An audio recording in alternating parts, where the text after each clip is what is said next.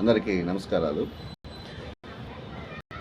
అమ్మ స్వీకారం ఆ యొక్క మొత్తం ప్రోగ్రామ్ కానీ చూసినట్లయితే ప్రధాని మోడీ గారు రావడం, పవన్ కళ్యాణ్ గారు, చిరంజీవి గారు, రజనీకాంత్ గారు, ఎంతో ప్రముఖులు కలిసి ఆ వేదిక మీద ఉండడం, ఇది ఒక అద్భుతమైనటువంటి ఒక ఘట్టంగా చెప్పుకోవచ్చు. ఇంక ఇవన్నీ కూడా పక్కన పెడితే ఆశ్చర్యకరమైన విషయాలు ఏమిటంటే లోకేష్ యొక్క ఉన్నత తత్వం, లోకేష్ గారి యొక్క ఉన్నత తత్వం, ఆయన సోదర సమానులైనటువంటి పవన్ కళ్యాణ్ గారికి ఎంతో అనుకువతో, ఎంతో ఒక దాన్ని ఏమంటారు, ఒక సోదర భావంతో ఆయనకు పాదాభివందనం చేయడం కూడా జరిగింది. పవన్ కళ్యాణ్ గారు ఎంత వారిస్తున్నా కూడా వినకుండా ఆయనకి నచ్చజెప్పి సోదర భావంతో పెడుతున్నానని చెప్పి పాదాభివందనం చేయడం కూడా జరిగింది.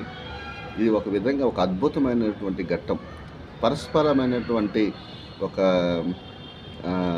మర్యాదపూర్వకంగా ఏ విధంగా నడుచుకోవాలి అనేటటువంటి ఒక ఇండికేషన్ ప్రజల్లో కల్పించాలనేది ఆ యొక్క ముఖ్యమైనటువంటి ఘట్టం. సో అది చూసి ప్రతి కార్యకర్త కూడా, ప్రతి నాయకులు కూడా, అది జనసేన నాయకులు కావచ్చు, టీడీపీ నాయకులు కావచ్చు, బీజేపీ నాయకులు కావచ్చు, వాళ్ళు ఇచ్చినటువంటి మెసేజ్ చాలా క్లియర్గా ఉంది. వాళ్ళు ఎంత సమన్వయంతో, ఎంత క్లారిటీగా, వాళ్ళు ఎంత హెల్తీ ఎన్విరాన్మెంట్తో, హెల్తీ యొక్క పాలిటిక్స్లో ప్రారంభించాలనే దృక్పథంతో వాళ్ళు ఈ యొక్క కార్యక్రమాన్ని స్టార్ట్ చేస్తున్నారనేసి నాకు అనిపిస్తుంది.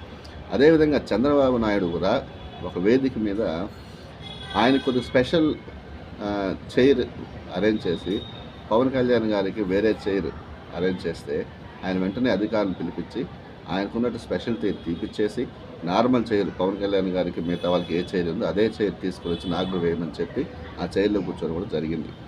సో ఇట్లాంటి సన్నివేశాలు చూస్తూ ఉంటే ఏ మాత్రం చిన్న పోహలకు కూడా, అపోహలకు కూడా, చిన్న అభిప్రాయ భేదాలకు కూడా తావివ్వకుండా చాలా జాగ్రత్తగా సమన్వయంతో పోవాలనేది చంద్రబాబు నాయుడు గారు మరియు పవన్ కళ్యాణ్ గారు, లోకేష్ గారు అందరూ కూడా ఒక మెసేజ్ అయితే ప్రతి నాయకులకు, ప్రతి మీడియాకి, ప్రతి కార్యకర్తలకు, ప్రతి ప్రజలకు కూడా, జనాలు కూడా ఒక మెసేజ్ ఇవ్వడం అయితే జరుగుతూ ఉంది.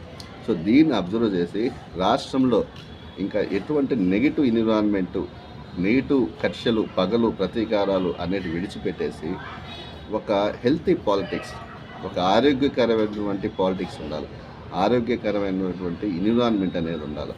ప్రతి పగలు, ప్రతీకారాలు కాకుండా ఒకరు సమన్వయం చేసుకుంటూ, ఎందుకంటే ప్రతి నిద్రలేసిన మొదలుకొని ప్రతి గ్రామాల్లో ఎంతోమంది ఒకరు చూసుకోవాలా, ఒకరికి సంబంధించిన ఒక కష్టంలో ఒకరు కావాల్సి ఉంటుంది, మంచి చెడు రావాల్సి ఉంటుంది, పోవాల్సి ఉంటుంది.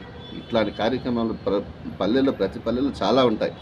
కాబట్టి ఇట్లాంటి హెల్తీ ఎన్విరాన్మెంట్ని ఎంకరేజ్ చేసే విధంగా నడవడం అనేది చాలా అద్భుతమైనటువంటి విషయము. దీన్ని అందరూ కూడా అప్రిషియేట్ చేయాల్సినటువంటి విషయం. ధన్యవాదాలు.